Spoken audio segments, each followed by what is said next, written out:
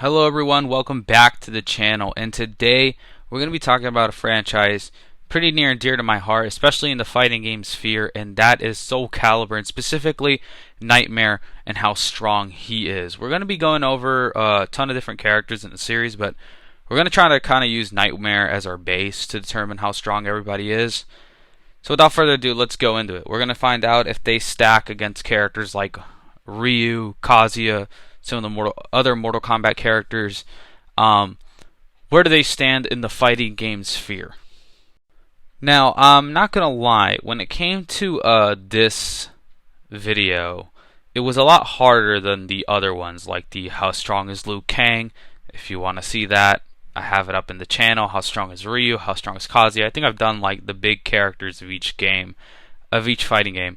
And now we're sitting at Nightmare, but this video was a lot harder because Soul Calibur is a lot more indirect with its statements, feats, scaling, so I kinda had to dig pretty deep. When I'm done with the video, if you guys find information that I otherwise could not, leave it down below. I'd love to learn more about the scaling of this verse, but this is just based off what I could find, so let's just go ahead and jump into it. We're going to go ahead and begin this, and we're going to talk about something pretty big. I want to establish like a center line of strength. That way we could kind of accept the other feats a lot easier, and that is the fact that in Soul Calibur 3, Zazalamel causes a solar eclipse. This feat, of course, would be calced at something like moon level, which is already extremely powerful. The thing is, though, Zazalamel is definitely one of those top tier characters. This is especially because he is in his abyss state when he does this. We'll be returning to that feat later on, but I just wanted to put it out there so you guys can kind of understand where some of the top tiers are. So we're going to try starting at the bottom here, and that is Cervantes. Cervantes was able to create a storm which is capable of like surrounding an entire city. At least it was calced to be like city to country level, and that's pretty impressive. Cervantes is by no means like a top dog in the series, but he's no slouch either, and so him capable of doing this kind of makes sense. We're gonna go into why it does, and that is because of Soul Edge itself. There are multiple statements across the series that says it's drowning the world, it's about to destroy the world, yada yada yada. I know world is a vague term, but I think we can all collectively agree that world doesn't mean like city level. No one refers to a city as the world. At least country, multi-country. That is like the bare minimum. The word world is used in fiction. Now, real quick, I wanted to jump back to the Cervantes point and how it's actually not that impressive. I mean, it's decently impressive for the verse, but you know, more proof that he's not like a top dog. You know, Taki defeated him. This would put Taki, of course, at that kind of level. Cervantes is able to create storms and generate thunderclouds and all that crazy shit. Taki was able to defeat him. Now, granted, she did have help from Sophithia. However, how much help that was is unclear. More reference to just how strong Sophithia and Taki are. They're stronger than Cassandra, who's able to generate lightning, call forth lightning, and this isn't anything special. Characters like Raphael in SC3 are able to call forth lightning and attack before, during, or even after the lightning is called. So where do we go from here? Now that we've kind of established that there are these continental levels of power, I want to take it a step further because Edgemaster believes that the Astral Chaos, for those of you who don't know, is kind of it's kind of a part of Soul Edge, so they're kind of one and the same. And Edgemaster believed that the Astral Chaos was going to be able to destroy the world, the planet, or at the very least multi-continental. The world is never used as just a country. They usually talk about multi-continental at minimum, and of course, you know, universal is most, but we're going to use that as like planetary. Now, for those of you who don't believe that the Astral Chaos itself doesn't directly scale to the characters in the game, well, that's actually not true. Inferno can create his own Astral Chaos. Now, there are other statements about the Astral Chaos, it being endless, infinite, limitless, eternal. They're all these words they use. But these words are always very odd to use because, if we were to take this logic, Inferno would have like infinite power, and he loses to Siegfried. I don't think we're gonna say Siegfried has infinite power. So again, if we're looking at this planetary range of power, guys like Siegfried have defeated him, and Killik and Shanhua defeated him, and they're not even like big dogs either.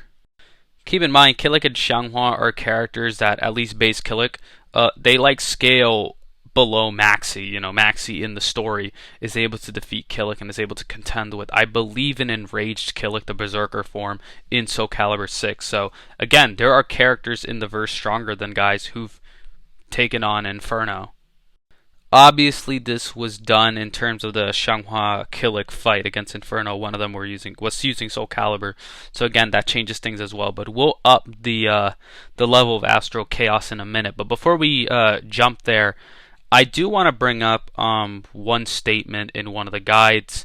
It talks about Necrid. Now, Necrid's canonicity to the series is a bit iffy. We don't really know if he is part of canon, but we do know that it says he's capable of consuming the life force of a star, which is insane. That, of course, would be the biggest feat we've talked about today.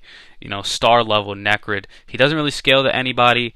We're not even sure if he's canon, so take that one with a grain of salt. But it would line up with what we're about to get to, and that is just how ridiculous Soul Edge is. Just for reference, Soul Edge is, it is part of Astral Chaos. It is one and the same almost.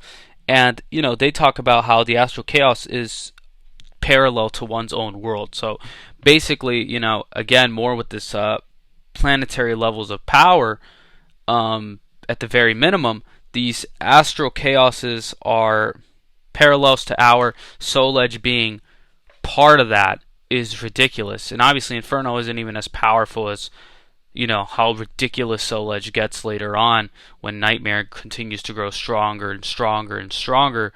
So that's another thing to keep in mind. So yeah, we could almost do like a who are the strongest characters in Soul Calibur. I can get into that someday, but for now we're gonna stick to just how strong the verse is. And I guess the biggest one is kind of Algal. It says that he's able to destroy entire worlds, plural. The interesting thing about that is that, again, if we refer to world as the surface of the Earth, multi-continental, you can't really do plural for the world's definition of multi-continental. Multi-continental, the entire world that isn't the planet itself, that is everything. If we're talking about multi-continental levels of strength, you can't do multiple of those. So that is more evidence that it's actually leaning towards planet, or, of course, the ridiculous sense is universal. Is that possible? Yes. I just don't think there's enough feats and moments in the series to support it being universal, besides, the big words they like throwing around, like, again, infinite, endless, all that stuff. But, that makes Algal something like multi-planetary, and again, he's not alone in this feat, and I'm about to show you why. That is because of Mitsurugi. Mitsurugi actually ties with Algal. It's stated here in the guides that they actually did have a battle, which is really fucking cool. It shows that Mitsurugi is top dog in the series. Now, how Mitsurugi can do that with just a sword is funny, but I guess I could take this time to debunk the whole firearms thing.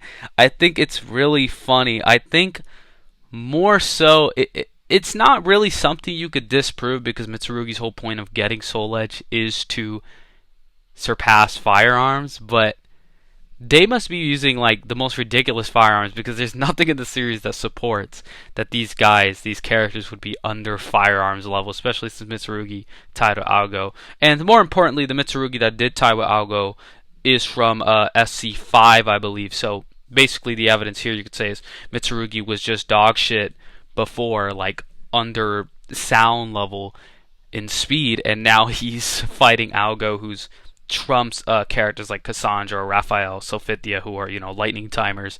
Algal's far beyond them.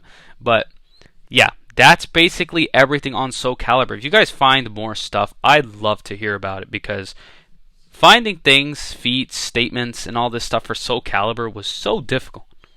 If you got more supporting evidence on how strong these characters can actually get, or if you have debugs, leave them down below. Again, I'm not the end-all be-all, I don't know everything. This is just my interpretation of how strong Soul Calibur characters are. So, there you guys go. If you guys liked the video, make sure you subscribe. All that nonsense, you already know what I mean. And let me know what you guys want to see more of. Do you want me to dive more into specific characters in Soul Calibur, or do you want me to jump into other characters from other fighting games? Again, I did a Kazuya video, a Ryu video, a Liu Kang video. So if you guys like fighting game characters, I've done a lot of them. So again, thank you guys so much, and I'm out. Bye.